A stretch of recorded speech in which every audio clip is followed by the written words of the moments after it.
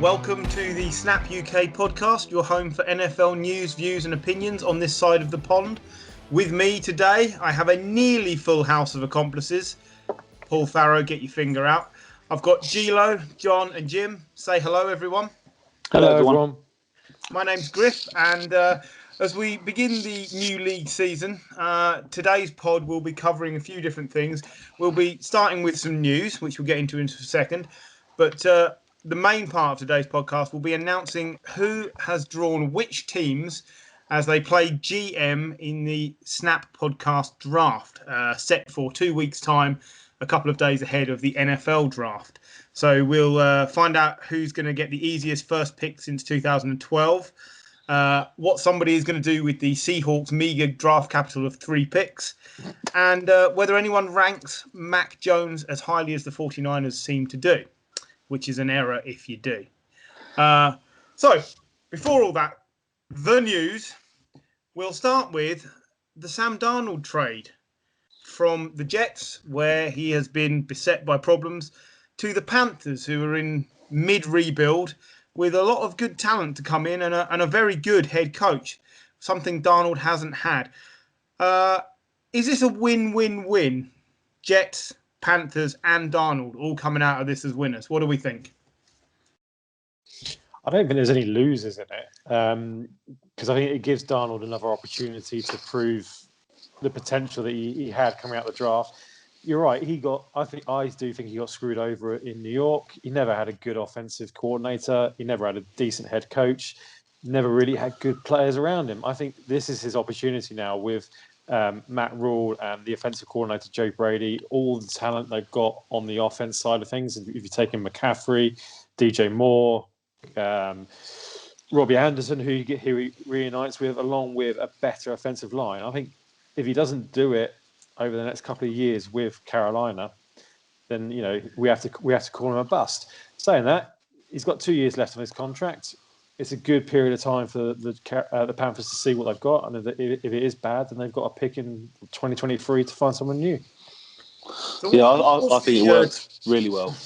Sorry, what was the overall trade compensation? It was a second-round pick next year, wasn't it? Yeah, then 2/3, was it?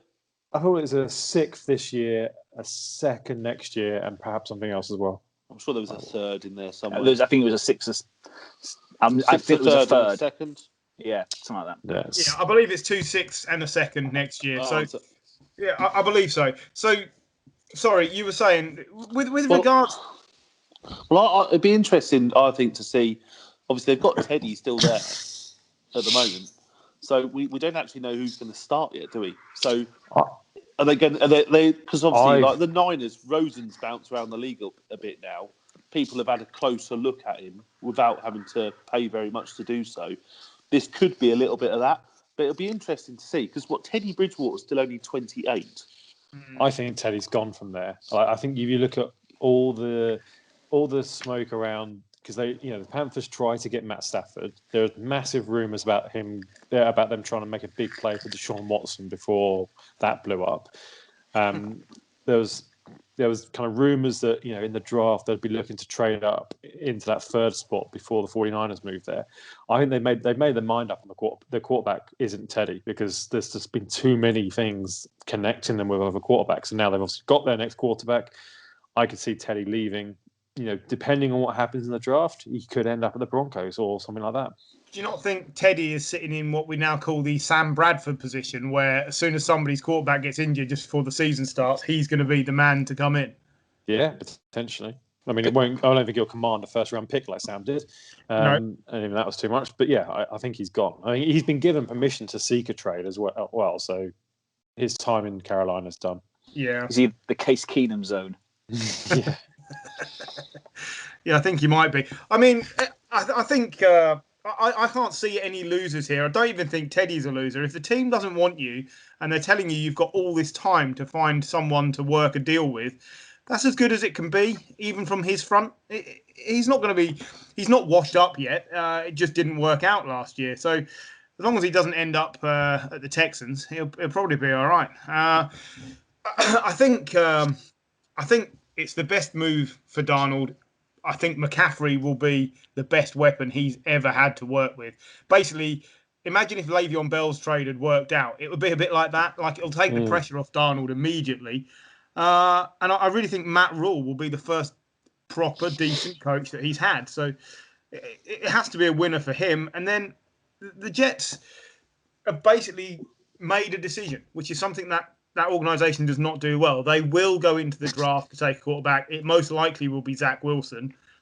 And they're giving themselves a chance at resetting and going again, knowing they're not hampered by a player who clearly isn't progressing under their regime. So I can't find a loser in this trade, and that's a rarity. So that, I mean, I feel like there have been one or two trades where there aren't any losers over the last year or so.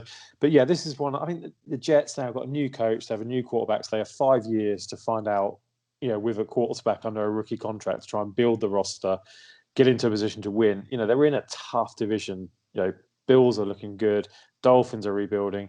You can't rule the Patriots out in terms of what they've done in free agency. Plus, they've got Bill Belichick. So, like that, the NFC East is hard. So, I think it's going to be a good 2-3 years, before we see hopefully the resurgence of the Jets. I'm supporting them because I want to see Robert Saleh do well. But I don't trust the ownership there. I still think they'll do something to screw it up. Seems likely, doesn't it? Okay, let's move on from Darnold. We cannot do anything but tread carefully, but we also can't ignore this anymore. The Deshaun Watson debacle. Anyone want to, for want of a better phrase, tackle this first?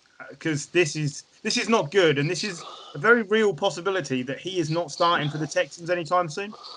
Yeah, I don't think. Well, we talked, I think, on the last podcast about whether he would sit or move, and that was widely seen as the two options. Yeah, but I think we've got to throw a suspension, or commissioner's list in there now and say he's not going to be playing. Obviously, there was 18 people have made allegations now. They're all very similar. Whether they're all true or whether they've all gone down the same line, we cannot say. But there is something eerily similar about their recollections, which suggests that there is a pattern of behaviour. And if you've seen the interview that came out, I think it was last week, with the first victim that was prepared to reveal her identity, she was very believable. And she came across very credible. So I think that puts him in a very, very difficult situation. Do you know what the thing for me is? It feels a bit like if he was going to apologise, the time has passed for that. Once people start coming out and publicly displaying what you did with the emotion that lady did, even if some of it is concocted by some of the people, your time for apologising has gone. That moment of saying, do you know what, I might have done this and somebody might have taken offence. And I think that's what gets you on the commissioner's list, if nothing else, if nothing more serious. And if he's been stupid enough to use like platforms like Instagram or WhatsApp, where he's sending messages going, are you going to be alone? Make sure no one else is around. Have you massaged these certain areas before?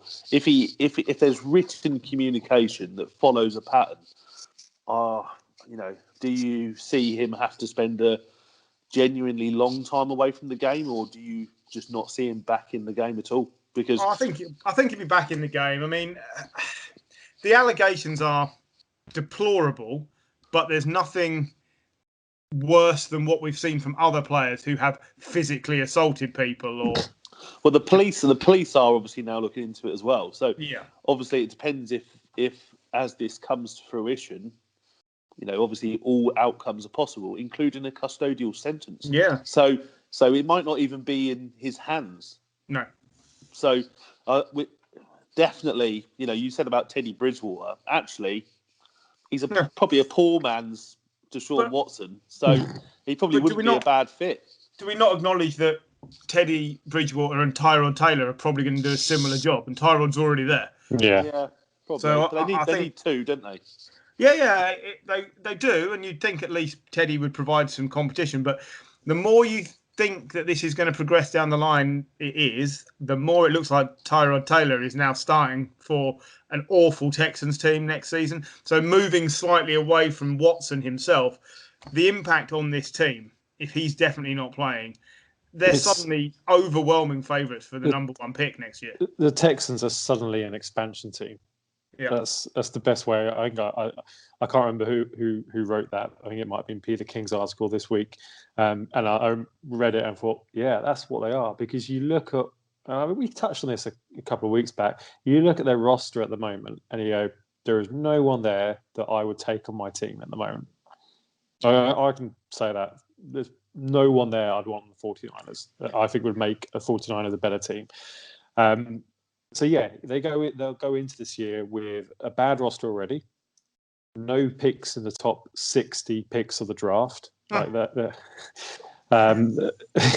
and hardly any picks anyway. So yeah, they it's not even rebuilding. It's like this, they have to write off this year. You look at next year's draft, and okay, there are always one or two quarterbacks that do come out of kind of the college season, which suddenly kind of increase their stock. I think of Joe Burrow's the year before last. But at the moment, when you look at the quarterbacks coming out next year, it's nowhere near what it is this year. No. So I think if I was a Texans fan, I'd be really down, because I think you're looking at 4 or 5 years of utter horrid football from that team. I think they could be easily be picking in the top 10 of the draft for the next 5 years. You say about next year's draft, it looks a bit like we had the year where like Andrew Luck and RG3 came out, and then the following year, was it not the only first-round quarterback was EJ Manuel, who went on to be exactly. a massive disappointment, and it looks the same for next year at the moment. So yeah, I think you're right. I think the Texans are suddenly in a far worse position than they actually thought they could be. Yeah. At least before all the legal issues that Deshaun Watson's going on, you could say, well, they've either got a quality quarterback if they can convince him to stay, or they can trade him for 2-3 first-round picks. No one, and this is why the Panthers kind of moved on Darnold. No one's touching Deshaun Watson until this is vaguely sorted out. How much do they wish they traded early? Oh man, yeah. They're playing poker. I'd love to play poker against the Texans GM. I'd make so much money. Yeah. They haven't played their hand well at all. Okay, at all. I think we've touched that as gently as we can and covered it. I'd like us to move on to something that I don't like. The 17-game season is official. Jeff Fisher can never return to coaching. Now you can't go 8-8. Why do we need another regular season game? I know it's money, but why do I need another regular season game? Because you like watching football. Yeah. Hold up. I think we've all just forgotten that the best thing that's going to come out of this is an extra episode of The Snap. So it's not about what we need, it's about what our listeners need. Why aren't you're being a bit selfish. Why aren't people considering the workload of Scott Hansen? The guy must be a wreck by the end of the season. Now we're putting him through an extra week. I know the players are playing the game, but he's getting 8 hours every Sunday. Well, if you so how many weeks do we get football for now? So you've got 17 plus a bye week plus playoffs. Yeah. So it means we're going to get football for about 40% of the year. I know. I don't know what the problem is. The Super Bowl's pushed back a week, isn't it? Not a year, a week. Yeah. And all of those are great, valid arguments. But when you're watching, I don't know, the Texans play the Cardinals in week 18 now, you're going to think, this is terrible. Yeah, but you might. But when you're watching, like the Packers versus the Seahawks, you'd be like, I can quite easily ignore that shit. I mean, there's already loads of dead rubbers at the end of the season, isn't there? It's like in football. I can ignore Burnley, West Brom, which seems to happen every weekend, because I know that Man City are going to be playing someone. Liverpool. I really thought you were going to tuck in the fact you beat Man City with 10 men then. Yeah. And there's some great player teams out there beating the champions elect with a player less. But just look up. Just think we're going to see some more great stuff So, And are none of you sad about the loss of the 8-8 season? Because I am. It's just going to take some getting used to. I think for me, the biggest issue I have is that there's suddenly going to be a whole load of new player records. Like getting to 2,000 yards rushing is slightly easier. Yeah. Beating Jerry Rice's or Calvin Johnson's single season receiving yards record is slightly easier. I think that for me, that's the only thing that's kind of like. I think it's important that likely most, you might get one team that goes 8-8 and a draw. It's going to be unusual. So you're going to have a winning or a losing season. I think a lot of teams and a lot of coaches just ride 8-8 for, as Jeff Fisher did for years and years and years. And it's sport. It's about winning or losing, isn't it? And I think I know the players are kicking off about it, but they signed up to it. This is no surprise. I thought when this came on the agenda for this week, I thought we'd talked about this in the WhatsApp group literally about 6 weeks ago. I was going to say, this has been on the agenda for the NFL for at least the last 5 years. I will also point out that the 17th game this year means that the Chiefs are going to be playing the Packers. So, you're right. There could be there'll be some great Texans. There'll be some terrible. Yeah, whoever. But Chiefs versus Packers in week 18. I'll take that. I remember sitting in Jim's kitchen. I think must have been about 2 years ago. What, when we could sit in people's kitchens? We could visit people. remember those days. And I think it was just an episode of me and Jim were on. I think we spoke for half an hour about why a 17th game is a bad idea. And of course, all it proved is that Roger Goodell does not listen to the Snap UK. the one, if you want to produce one point that I think is a genuine concern, is the growth in number of player injuries. When you keep adding in extra games, extra playoff games, extra regular season games, that's an issue for me as well. I do think that I think there will be changes. I think the Players Association will ask for changes in things like the size of the roster. Obviously, there will be elements of money in terms of kind of how much of that money goes to players, but also how much of how the contracts change. There'll probably be more emphasis on guarantees. But I think I've seen a couple of places where they've said players might say contracts will stipulate they can only play 16 games. So you have to start somebody else in another game. I can't see that happening. I think so. There's still, whatever happens, there's going to be one less preseason game. I could see it going down to 2 preseason games. So everyone hates proved we don't need them anyway, didn't it? Yeah, exactly. So I think they'll go down to 2 preseason games, which actually means you kind of, compared to where they were a couple of years ago, you're actually down a game as such.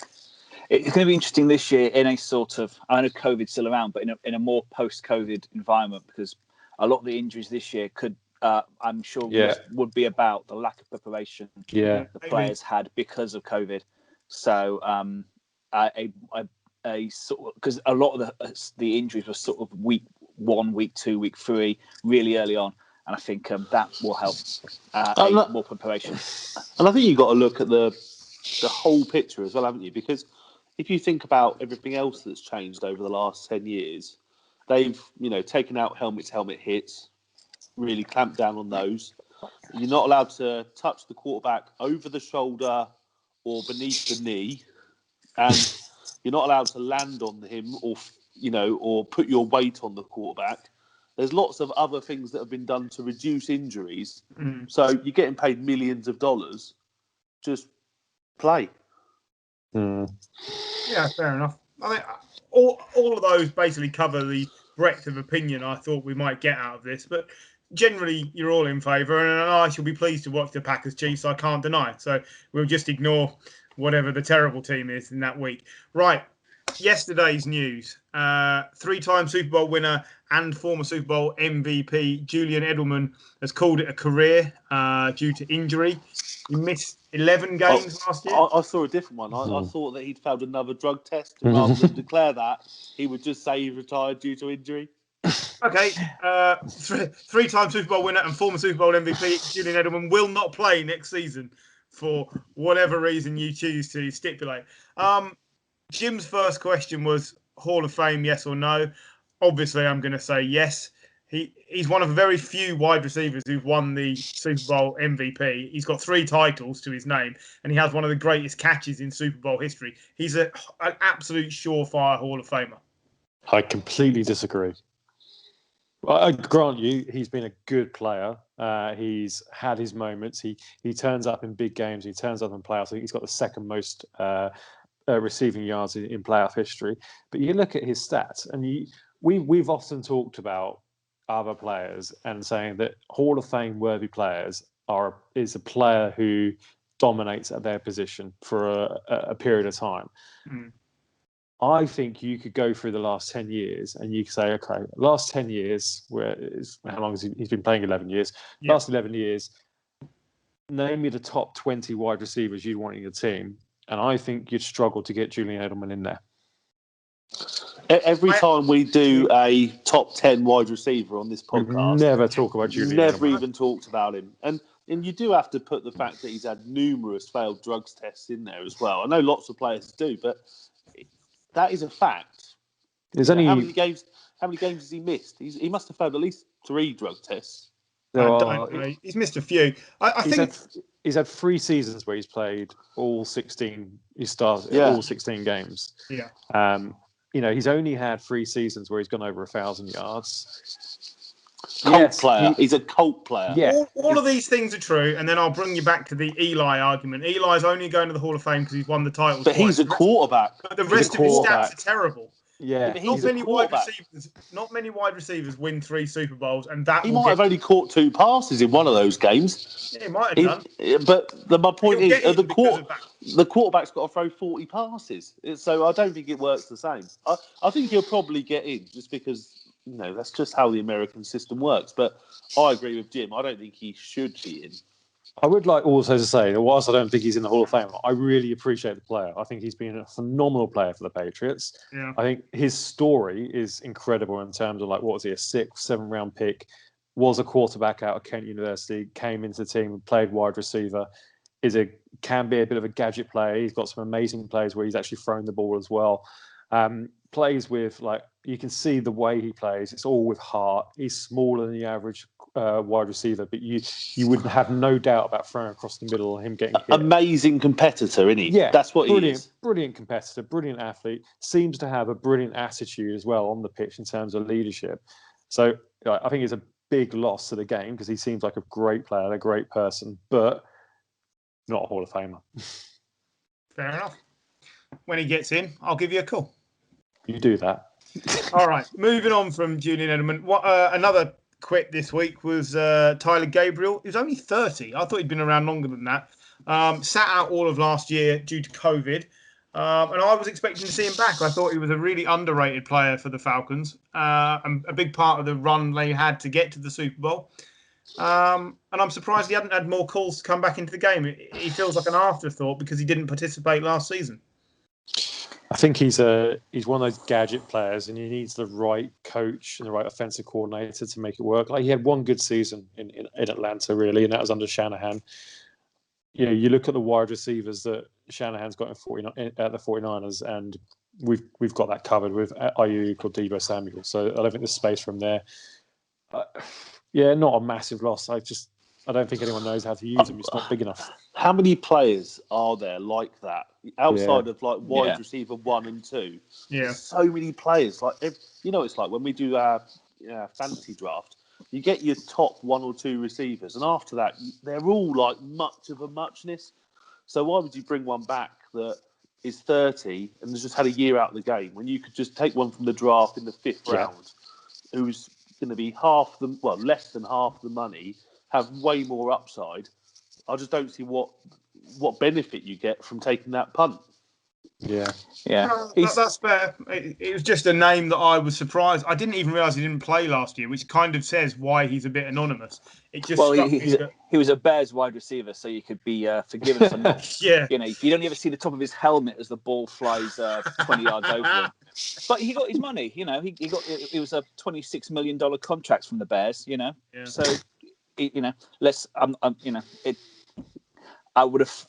didn't realize he was 30 years old, but he had a good time with the Falcons. It's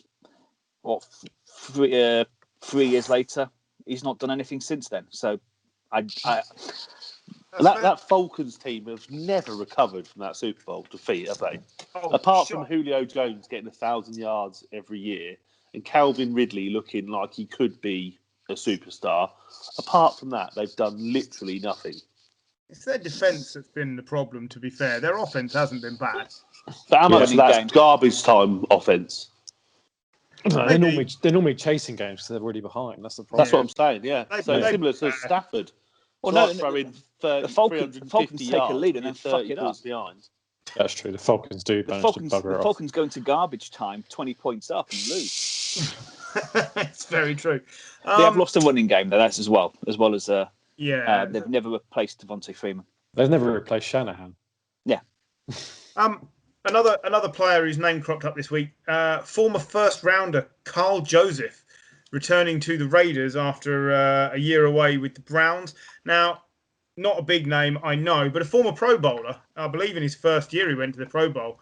And the Raiders desperately need to improve their defence. This is a good plug-in and play piece for them. I thought it was noteworthy because they haven't added very many pieces at all in the off-season. So, sensible move for them, I think. Yeah, couldn't agree more. I think you're right. I think they've lost a lot of pieces on the offense. They've lost a lot of pieces on the offensive line, but I think the defense has always been they've still not got a pass rush. I don't really rate their cornerbacks. I don't rate their linebackers. I wouldn't be surprised. He comes in as one of the best defensive players on the team. Yeah. How long does he get before he gets moved upstairs? Because what's this, year 5 now? Well, no, 2018 he joined. Yeah. So 18, so year 4. 19, year 4. Year 4. No, 2016 he started.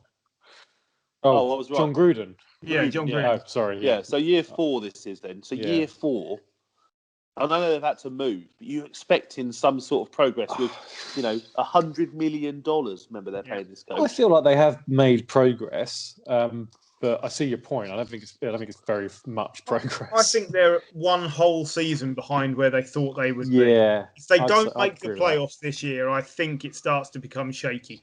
And I think he's too expensive to get rid of. I think they create a position for him. I don't think he'd take that, to be fair. I think he's got too much pride for that. But yes, I see your point, and it is valid. They're not progressing at any speed. It's all slow and steady, and there's no vision for what... You couldn't tell me what their plan is. You have no idea, because they don't seem to have one. Well, constantly we're arguing about, does he like the quarterback? Does he not like the quarterback? Does he want a new quarterback? That is a fair point. That's one thing that we argue about all the time. Yeah, there never seems to be any kind of confidence behind Carr. It's always even when Mariota's still there, and you're like, Mariota's a good quarterback. Like, he should be challenging Carr. I think Carr's underrated, but yeah. What is it? Still, they've only had one winning season this century. Have they really? I couldn't tell you that. They're a team absolutely built recently on failure. Yeah. It's only the Browns that have been worse since 2000, off the top of my head. But I think you're right, and maybe the Washington football team are right there as well. They've been pretty poor. Okay. Let's quickly discuss the announced changes to the international series, which may impact the number of games we see here in London. It looks like Germany are getting games. Is that correct? Yeah. I've heard the rumour, yeah. And it's big. The sport is big there. And we have seen thousands of German fans when we've been to London to watch the game. So that would make sense for them to do that. Mexico are obviously keeping their international games. I believe Canada want to get back in because didn't they not have a year off? Toronto had a year off, I think. Yeah. So Canada want games. Anywhere else? I believe it's quite big in Japan, the game. So I was going to say I could see it going to China, like the NBA have been to China before now. So it wouldn't shock me if the NFL, dip their toe into the Chinese waters and see what happens there. I think Germany is pretty much nailed on. I think we're going to be splitting games. I think from a European point of view, I think they're going to split the games between London and Germany because once you're on a plane to London, you might as well keep going for another hour and go to Germany. Does that mean that we're going to lose them from Wembley to White Hart Lane? Yeah, I think? it's going to be all White Hart Lane. Yeah, I think so. Oh, really? Which is going to be a not well. I think they've got an agreement, haven't they? Yeah, When they built the new stadium, they had 2 games for 10 years, wasn't it? Okay. So yeah, they made specific adaptations to the stadium, particularly for the NFL. So it was very much like we're going to move games here. I think Wembley will still hold 1 or 2 games every now and then, but yeah, I think White Hart. Well, is it still called White Hart Lane? Yeah. Is it not the Lane. Tottenham Stadium or I don't know. It's still We'll White call Hart it- Lane, this podcast. They just extended it, didn't they? They just made it bigger. They're still Do you looking not- for a sponsor. Does this not relate back though to the extra games, the 17th game, because this will give Yeah, them it does. flexibility to send more teams over? Yeah, it certainly does, and it means that technically every team could still have 8 home, 8 away, and 8 neutral, and a neutral game. Sorry, Yeah. but yeah, whether they decide to play all those games abroad, That was something that was quite interesting. Actually, I was watching something a couple of months ago, and they were talking about the 17th game and how they will probably have to try and make it so each year, each division plays home or away. Yeah. Their 17th game. So you might get a whole division that play away for their extra game. Yeah. And then another division that play home, and then the following year they swap. Yeah. Because otherwise you'll have got an unfair advantage, haven't you, within the division? Yeah. So I was just saying that came back to me when you mentioned that. Yeah. Good point. Finally, then, before we round off the news, trades and moves that have impacted the draft positions. We haven't really covered this. Obviously, the 49ers have made their way up the draft board. Look like they're zeroing in on Mac Jones, which I don't like the sound of. That's what it looks like, but hopefully they won't go down that road. That would be a massive reach for me. Right. Trey Lance. I'm more on the Justin Fields, but I'll take Trey Lance over Mac Jones. Right, so every commentator at the moment, you look at pretty much any mock draft from any respectable draft media pundit, be it Kuiper, be it Matt Miller, be it Greg Zuerlein, be it Daniel Jeremiah, they've all got Mac Jones at 3 to the 49ers. That doesn't happen. Like, you never, apart from like Trevor Lawrence and now Zach Wilson 1 and 2, and Andrew Luck and whoever else has been nailed on number 1. It so rarely happens that every single media pundit is like, "Yep, this is happening." So there has to be something behind it. There's probably about 80% of me is like just resigned to the fact that it's going to be Mac Jones, and we'll support Shanahan and hopes he can do it. There's another 20% of me that's like, there's no way you give up all that draft capital and move all the way up to number 3 to pick Mac Jones when you could probably get him at 8 or 9 or 12 where you were originally. And also, like, it's things that Shanahan has said in the past. When the Bills beat us last year, he commented on the fact that Josh Allen is a mobile quarterback, big arm, athletic. And you look at Trey Lance and Justin Fields, and you can make the comparison between those 2 quarterbacks and Josh Allen. And you also look at where Shanahan's been successful. He's had success with RG3. He's had success with other mobile quarterbacks. You look at the Shanahan system overall in terms of Mike Shanahan. He won 2 quarterbacks with John Elway. He won 2 Super Bowls with John Elway. He won a Super Bowl as an offensive coordinator with Steve Young. Neither of those quarterbacks were pocket passes like Mac Jones. So, yeah, I get it. All the rumors are pointing to Mac Jones, but there's still a little part of me which is like, I think this is a smoke. A lot of the talk they're saying it's because he's a similar player to Kirk Cousins. Yeah, you look at the comparisons. Strong, yeah, good.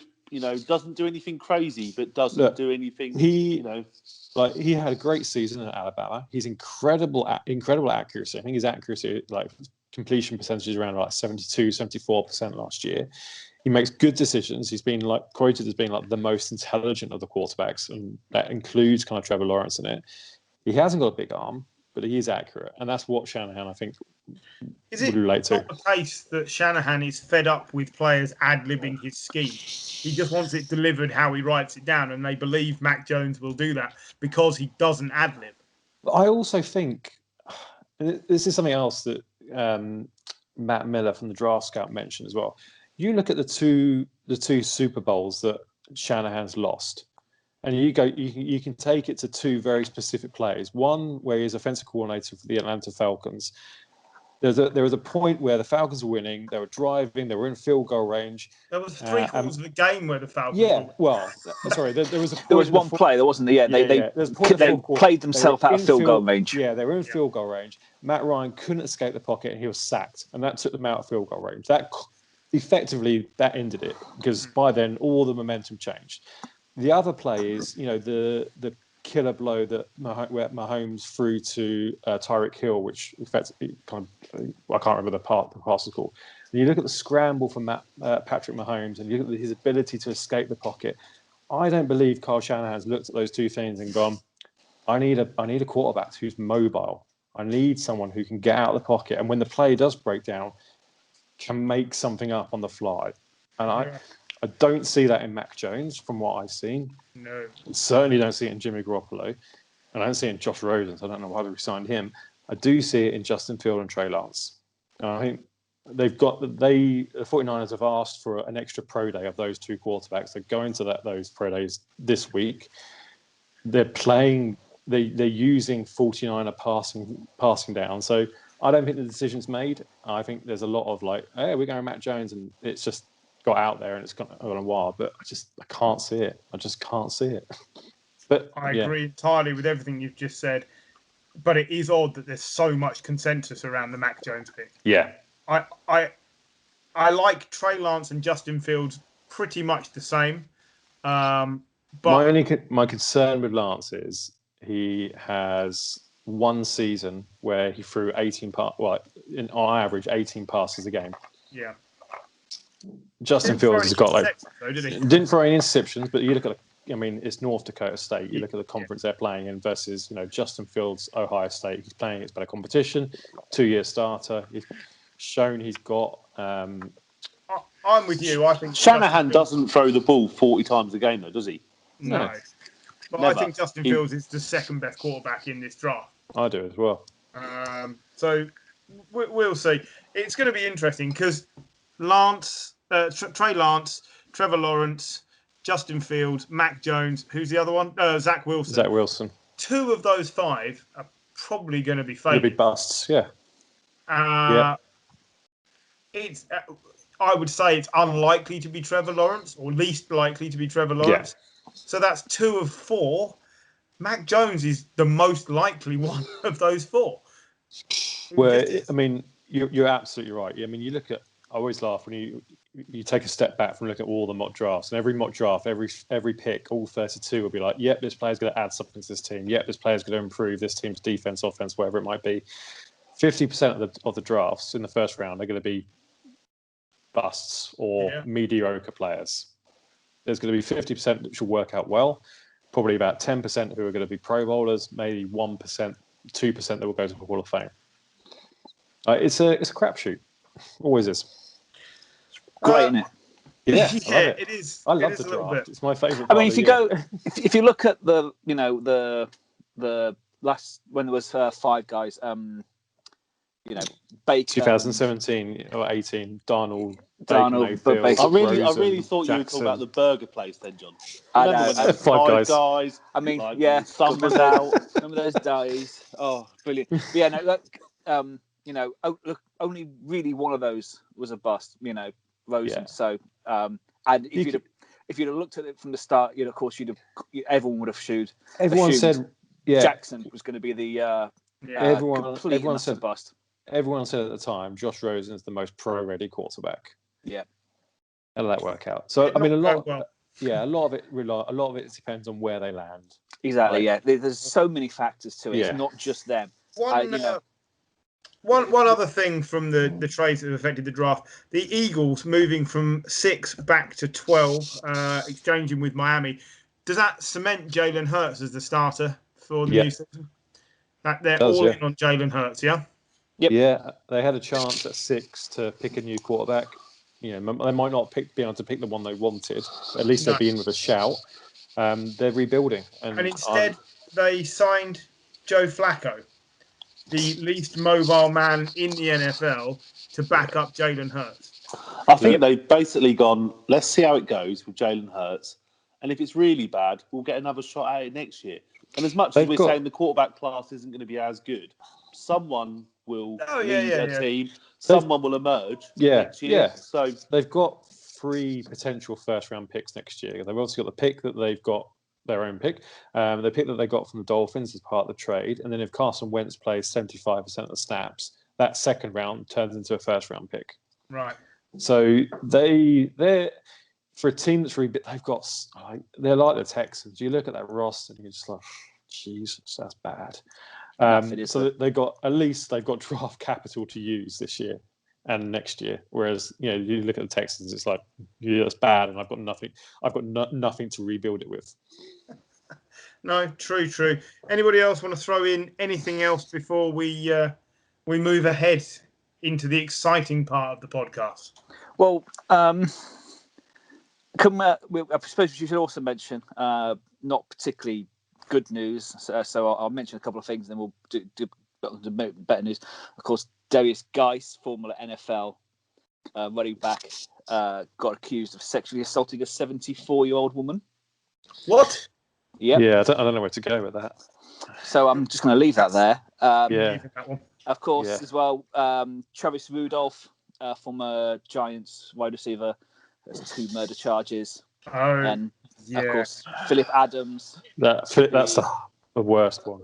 Is absolutely killed 5 and himself. So it's a really rough off season. But as well, back onto the game as such.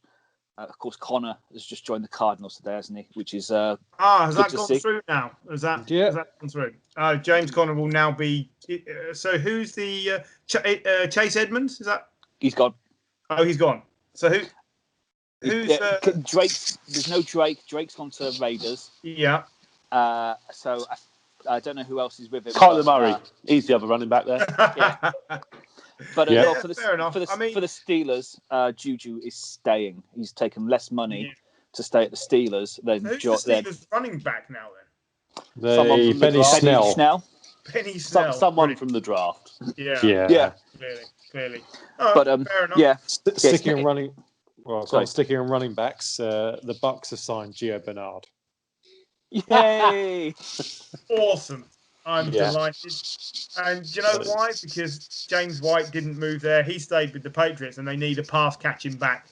That's what I think. So why not? Gio Bernard and his poor moustache lives to ride another day. Because he's terrible. For any Raiders fans, I just need to say, it's not they have actually 4 winning seasons this century. But 3 of them were 2000, 2001, 2002.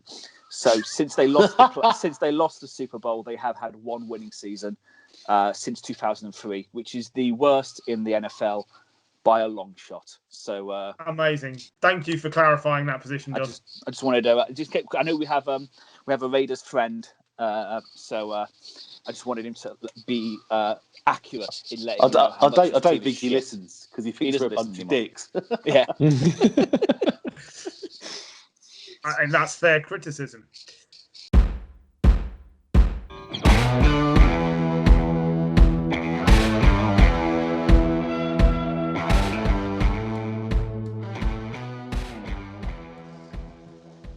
Right, Jim, before we get into our own draft, you have supplied us with your mock draft ahead of the NFL draft, which is coming up. And you've given us a blow-by-blow account of what teams should do in order to improve themselves. So would you like to run us through your draft so we can applaud or mock you in equal measure? Well, I think it would mostly be mocking, knowing the group of people you are. I'm not going to go through picks 1, 2, and 3 because that's pretty straightforward. And we've discussed pick 3 already in terms of Mac Jones to 49ers. Obviously, Lawrence goes to the Jaguars and Zach Wilson goes to the Jets. I think that is as nailed on as you can get. I think the intrigue of this draft starts at pick 4. It's whether the Atlanta Falcons take a quarterback or do they go offensive weapon. And it's either Kyle Pitts or Jamar Chase as wide receiver, or they can pick up another offensive tackle and go Penny Sewell. So I think they're trading out of that pick. I think that someone, and I'm going to guess either the Broncos, Pats, or potentially Washington, if they can package up a deal big enough, make a big play to get that fourth quarterback. But we're not going to see that until draft night because it depends who goes free. I saw this, and whilst I'm inclined to agree with you, I also think whilst the defense is bad, Atlanta are not that far away. Matt Ryan is still a really good quarterback. Yep. Julio Jones is still a really good player. Like, it wouldn't take a lot to turn this team into a winning franchise again. Kyle Pitts, you might kick yourself if you pass on that. Yeah. I really think he is going to be, like, everyone hates using this, but generational player. Like, he just looks incredible. Apparently, pretty much every GM has got a draft crush on Kyle Pitts. He's 6'5", built like a brick shit house, runs like a 4.440, can catch the ball. He's another weapon for whatever quarterback you have. He's going to be immensely difficult to stop. I think there's probably maybe one or two cornerbacks in this league who are going to be able to stop him consistently. Yeah, that's what I think Atlanta will do. But like you say, if they get a big enough offer, you can't turn it down. Yeah. Sorry, moving on. Bengals at 5 again. The Bengals have got a history of never trading out of their position, so they're picking at 5. Sewell. I think they should pick Sewell. I think the fact that they've added Riley Reef in free agency and the fact that there's so much being made of Joe Burrow having influence within the front office and wanting his mate Jamar Chase, who does look amazing as a wide receiver prospect, I think this is Jamar Chase. I think they get their upgrade over what is AJ Green for the last couple of years, and Joe Burrow gets his mate. Don't agree with it, but... Have you seen that a Bengals fan made a diagram to try to influence the draft this year, which was just three players, and it was Burrow, Sewell, and then an arrow to anyone, or it was Burrow, anyone, and basically it's just hit the Burrow, who is once again getting smashed, and the wide receiver was anyone. It's if they choose Jamar Chase, then Burrow's just guaranteed himself another injury. I agree with John entirely, I'm afraid. No point having a great receiver on the field if your quarterback is lying on his ass. Yeah. But what I will say is that this offensive line class is deep. Like, they're picking quite early in the second round, so they could get a decent offensive tackle. Not Penny Sewell level, but an upgrade over what they've got. Dolphins select Jalen Waddle. I think whatever happens here, at pick 6, Dolphins are selecting a wide receiver. Yeah, I think that's pretty much nailed on. Pick 7, Lions. If the top 4 quarterbacks are gone, this is where the 5th quarterback goes, and that's dependent on Atlanta trading out. If Atlanta doesn't trade out, this is where the 4th quarterback goes. So I really think the Lions are trading out of this position. Quick one on the Dolphins. Was there not a lot of talk they were going to take Smith? Was he not Tua's favourite target? Yeah. Right, I am denied about Smith and Waddle. I went with Waddle to the Dolphins just because he's something a little bit different to what they've got in Devontae Parker or Will Fuller. I think he's much more explosive. I think Devontae Smith is an incredible wide receiver. His route running is brilliant. His hands are amazing. He has the ability to separate somehow. But I think Jalen Waddle gives them something different in the offense. But again, what do I know? Pick 8, Panthers. This is where Penny Sewell falls. Far too far. I think Penny Sewell is the second best player in the draft, but Panthers solidify that offensive line. And then I had Justin Fields going to the Broncos at 9. And I wrote, Fields isn't going this far down because someone's going to trade up to get him. And it could be the Broncos. 10 is Dallas Cowboys. Cornerback, Patrick Surtain II, probably the best cornerback in the class. They desperately need it. Now, the Giants. Everyone's talking about the fact it's going to be a wide receiver. I think they have got the chance. We've gone through 10 picks and we've had one defensive player at number 10. This is where the second defensive player comes off the board for me, and it's the best defensive player. It's Micah Parsons, the linebacker. He would fit into pretty much any scheme. He's, again, an awesome athlete. He's going to be playing every down. and he'll be a leader of the Giants defense for years to come.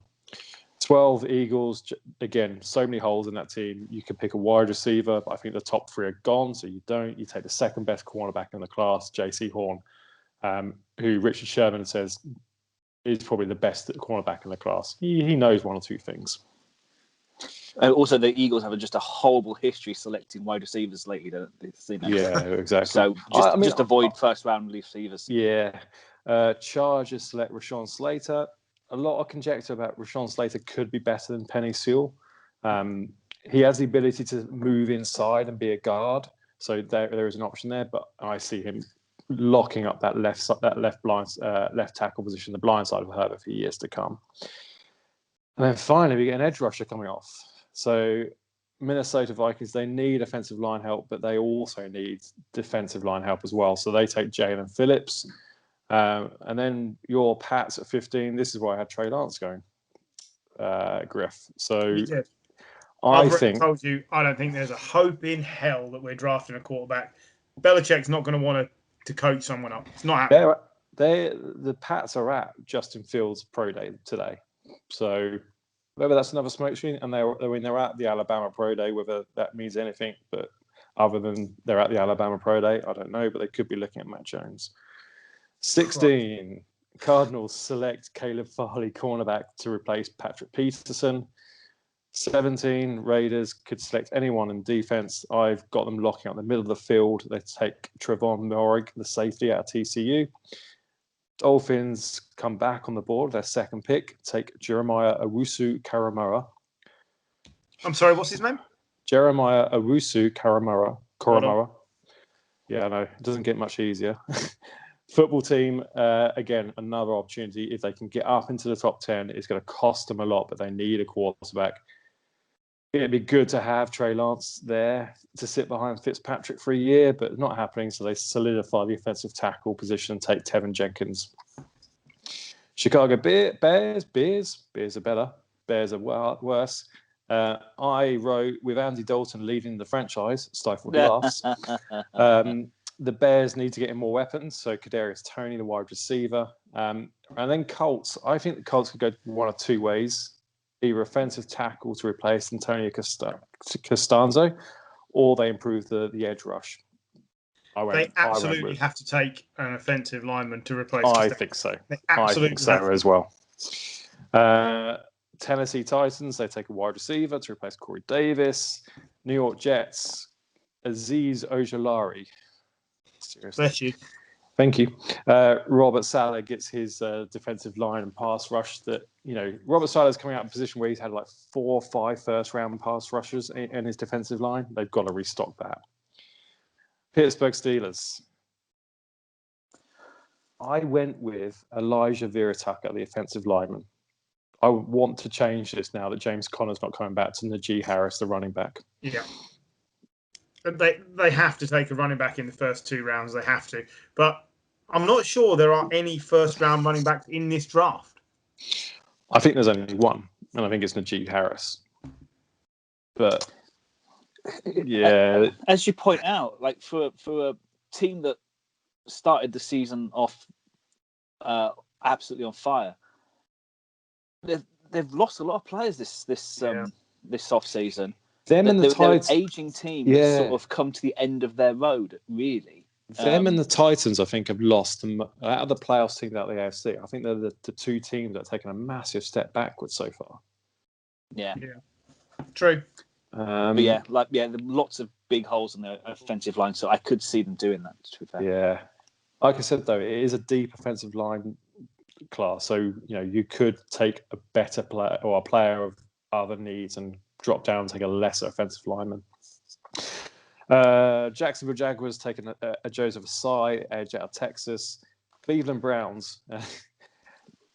I've written, they're in a weird position for the Browns. They've got a good roster. Yeah. Like you look at it and you go, just take the best player you can. They're interviewing with Jadeveon Clowney yesterday about him, moving there to pair alongside Miles Garrett. Clowney, it's over. I reckon he'd be cheap though. Cheap and non-productive. It's over. Yeah. Back to Anyway, the Texans. I had them taking Quitty Pay, the edge rusher, so they get their edge rush. Baltimore Ravens are desperate for edge rushers. They lost Ngakwe, they lost Judon. They take Jason away, edge out of Penn State. This guy is 6'5", 250 pounds, and ran 4.36 40-yard dash at his pro day. We've all been there. New Orleans Saints, lots of chat about them wanting Kyle Trask, the quarterback out of Florida. Don't have to pick him in round 1. He will fall to round 2 unless something mad happens. So they get Greg Newsome, cornerback. Green Bay Packers. Again, this was written a few days back, and from everything I'm hearing, they're going to looking at wide receiver, which would be good. I still think their run defense is terrible. So I got them taking Nick Bolton, a linebacker at Missouri, who is a tackle machine.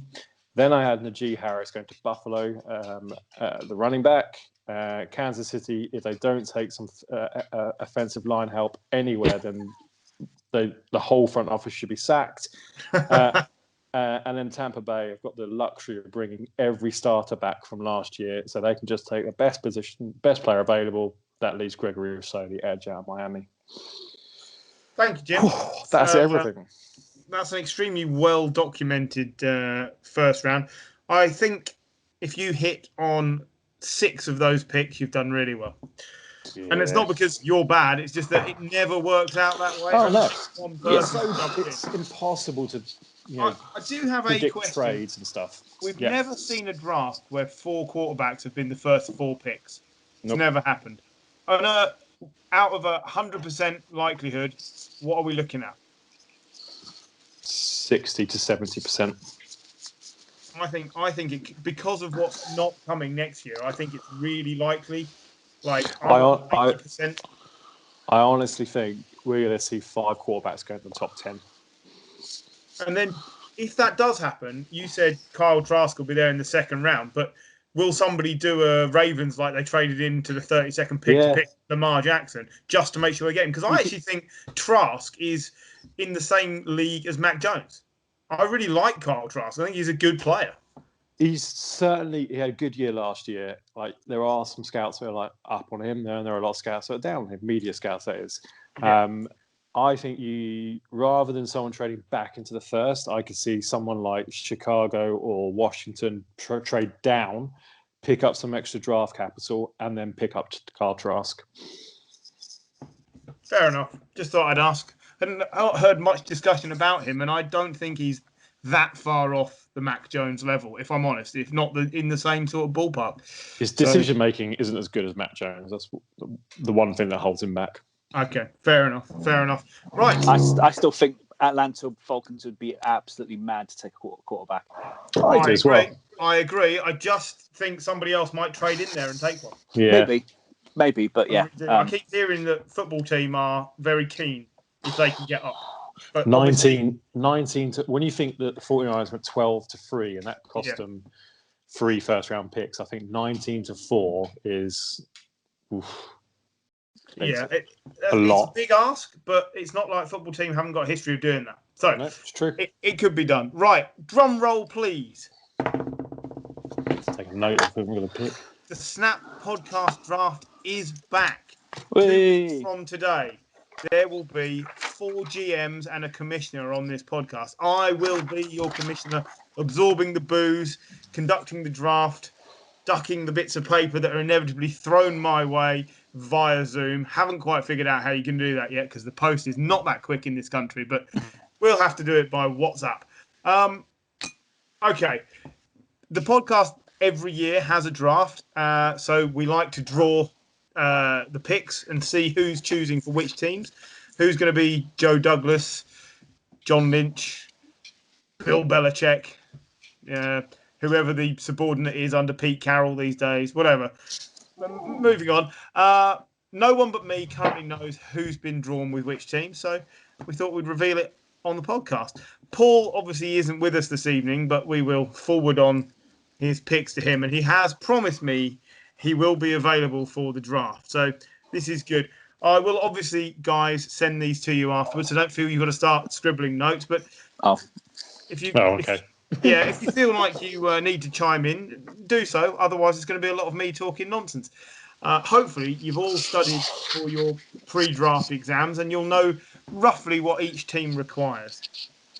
Okay. Yep. Everyone has 8 picks in the first round. And as of today's draft order, no one has consecutive picks. Oh, good. This obviously could change if you trade amongst yourselves, which you are free to do. And we have been known to do in the past. Yeah, but these trades must be approved by me. Don't want any sodding about, especially if you're trading amongst teams you are drafting on behalf of. I will be diligent on this.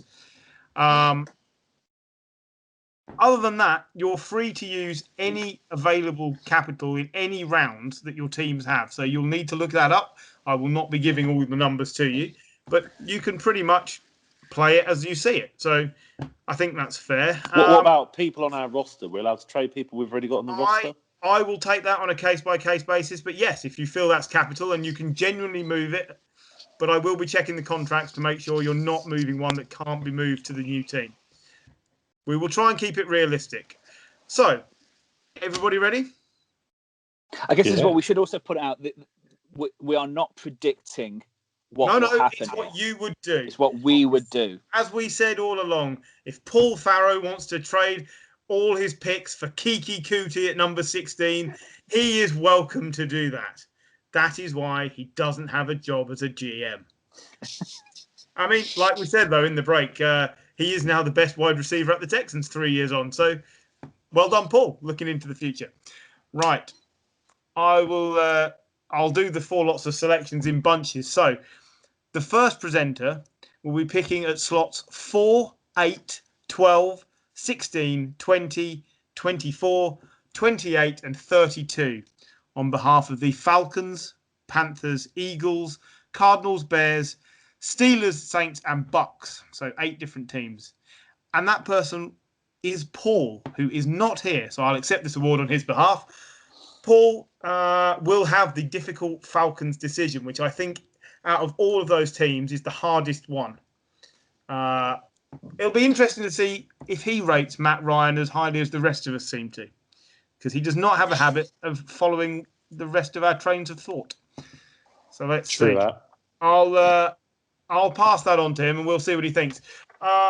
Anybody got anything to say on Paul's behalf? Take that as a no. It was very. I mean, Paul's very reticent to trade. I will say that. So suddenly the 4th pick. Carpet's gone then. So that means you're going to have to be making a very attractive move for him to accept it. I think he just can't be with the extra workload. Possibly. He's a very busy man. It involves going on WhatsApp, and he doesn't like that. It is what he would do, I suppose. So, well, yeah, absolutely. Okay, right. We'll leave that where it is. We'll talk to Paul about it when he's got time. Right. The second presenter, picking at 3, 7, 11, 15, 19, 22, 27, and 31, again on behalf of 8 teams, which are the Niners, Lions, Giants, Patriots, football team, Tetons, Ravens, and Chiefs. It's Gary. He's got the Niners. He's in. He's also got my Patriots. He's going to sink the ship. I can feel it coming. That is some interesting teams to pick for. Yes, it is. That's quite meaty, that one. So I'm quite pleased with that. Can have some fun with that. I'm glad to hear it. There's a lot of teams in there need a lot of holes filling. Yeah. And one or two. I'm the man to do it. I'm the man to do it. I've heard this about you. Love filling a hole, don't you? Please play my Patriots sensibly. No, I will. No. I'll do it. I'll do it how I would do it. To get the results I would want. And it will be interesting to see what you do with the Niners and whether you think Mac Jones is any good. Because I don't think you'll take him. Right. Next up, picking at 2, 6, 10, 14, 18, 23, 26, and 30 on behalf of 6 teams in the first round, because the Jets and Dolphins have 2 picks each, as well as the Cowboys, Vikings, Browns, and Bills. It's Jim. Oh, fuck. Jim, you are running those 6 teams. You will also be saddled with the Rams and the Texans, who do not have first-round picks, but you might wish to trade into the first round to play this game. I feel like you did that because only Jim would have enough know-how to trade back these were all chosen completely at random. Well, that's the way I'd have done it, because the rest of us have been like, well, they've got nothing. Like the Texans, like Jim, no. Jim would We're have going to to work get on to that who's for got about 2 nothing in a weeks. minute. But Jim, what do you think? I'm quite interested by that. Who have I got there? Dolphins. You've got 2 picks for the Dolphins, 2 picks for the Jets. Cowboys. Cowboys, Vikings, Browns and Bills. Vikings, Browns and Bills. Ooh, that's good. I think that's quite interesting. Yeah, I can get on with that. Maybe you can pick a new quarterback up for the Texans because they're going to need one. No, there's just nothing you can do with the Texans. As GM, can you just close them down? Yeah, just close them down. Just quit football. No point. Yeah. We're going to forfeit the year as the Texans and just move them to Ontario and chuck them in the CFL. Yeah, I mean that's the best bet. That's a long way from Texas. Literally relegate them. Just quit. Give us back a 16-game season. There you go. All of that by process of elimination means the lucky presenter picking at 1, as well as 5, 9, 13, 17, 21, 25 and 29. It's John picking for the Jags with their 2 picks, as well as the Bengals, Broncos, Chargers, Raiders, Colts and Packers.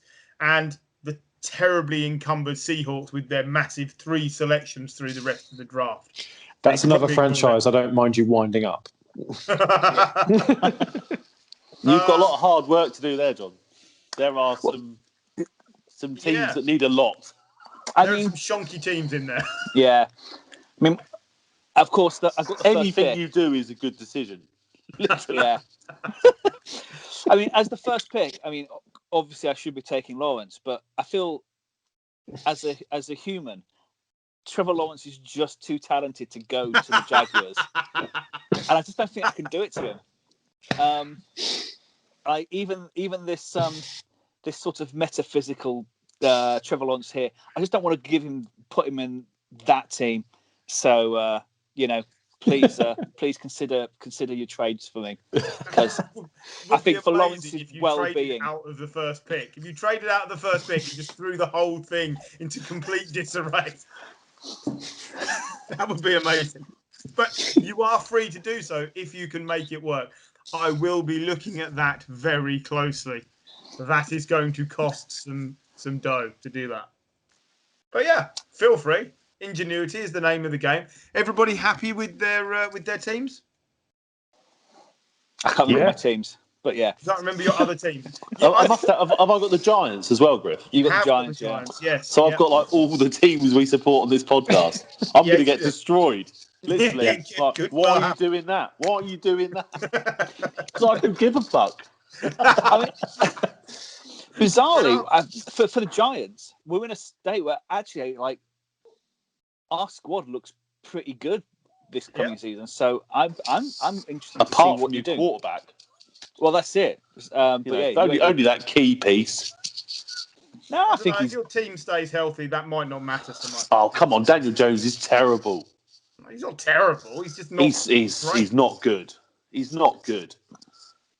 Is he? Well, that'll be up to you. I mean, do you think you can move up to one of these quarterbacks? I've got a very early pick you can have, Gary. Yeah. I could also have Teddy Bridgewater. Yeah, and for the Giants, it won't cost you anything. I mean, you can't say this guy's terrible and then go, but I could have Teddy Bridgewater. That doesn't count. No. That doesn't count. Blake's out there somewhere as well, isn't he? Blake is out there somewhere. If you can manage to get Blake Bortles signed up to one of these teams, I will let that ride. He's free agent. That's easy. Yep, Patriots just for me. Brilliant. Hoyer could go back to the Texans, couldn't he? Didn't I see Brian Hoyer's name come up in the news this week? He was visiting the Dolphins to back up Tua, or the Jets to be the backup to whoever they draft. He's gone to he's visiting the Jets. You're right. Okay. Well, Robert Saleh link that'll be. Yeah, maybe. Look how well it worked out the first time. Gentlemen, anything to add before we close off tonight's show? No. Silence. I think we're good. the brains are working hard. Everyone started looking at their research to figure out how they're going to move out of the places they're in or engineer their way up and down the draft. Trying to think if I'd need to move anywhere. I'm delighted. I knew Jim would be taking it most seriously. He's already off and running. I expect the trade calls to start coming in already. So, just to confirm, the Snap UK pod draft will be 2 weeks from today. Draft. Next week, we will be discussing the draft itself, the top 10 players that we think are in there, and having a look at, in reality, what will happen. And then we'll play our little game the following week, 2 days ahead of the draft for real. Gentlemen, the table has been laid. The draft board is ready to be filled. Go forth and prepare to propel your teams to future success by choosing the right talent and not drowning my Patriots with crap picks. Without further ado, I'm going to say goodbye, and I think you guys should do the same. Goodbye. Goodbye. Bye.